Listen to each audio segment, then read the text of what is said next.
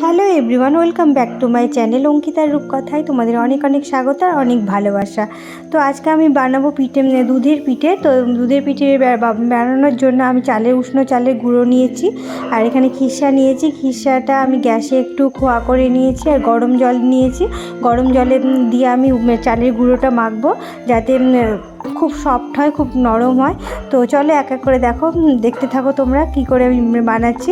আর খুব সুন্দরভাবে নরম করে মাখতে হবে, যাতে পিঠেটা না ফেটে যায়। তো চলো তোমরা ভিডিওটা কন্টিনিউ দেখতে থাকো।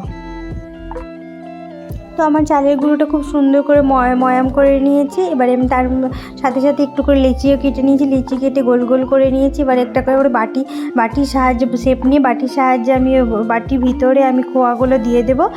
তো আর এই যে একটা করে বানানো হয়ে গেছে। তো চলো তোমরা দেখতে থাকো। তো আমার পিঠে বানানো কমপ্লিট। দেখো কত সুন্দর করে পিঠে বানিয়েছি। এবার আমি দুধ গরম করে নেব, দুধে এবার ছেড়ে দেব। তো এই যে এখানে আমি দুধ বসিয়ে দিয়েছি গ্যাসে, আর দুধে আমি এলাচ, তেজপাতা এগুলো ব্যবহার করেছি। আর অবশ্যই খেজুর গুড়ের পিঠে হবে, দুধে খেজুর গুড় দেবো। তো দুধটা আমার ফুটে উঠেছে, তাও আর একটু ঘন করছি দুধটা, যাতে একটু খেতে ভালো লাগে। তো এই যে আমার দুধটা ফুটে উঠেছে। তো এবার আমি এক এক করে পিঠাগুলো দিয়ে দেবো।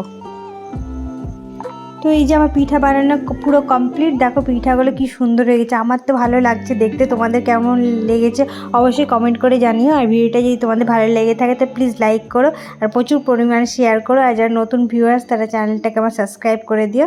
তো আজকের মতো ভিডিওটা এখানেই শেষ করছি। দেখা হবে তোমাদের সাথে আবার নতুন কোনো একটা ব্লগ খুব তাড়াতাড়ি। আর পিঠাটা কেমন হয়েছে দেখতে অবশ্যই কমেন্ট বক্সে অবশ্যই কমেন্ট করে জানিও। তো আজকের মতো ভিডিওটা এখানেই শেষ করছি। দেখা হবে তোমাদের সাথে আবার নতুন কোনো একটা ব্লগে। তো আজকের মতো টাটা।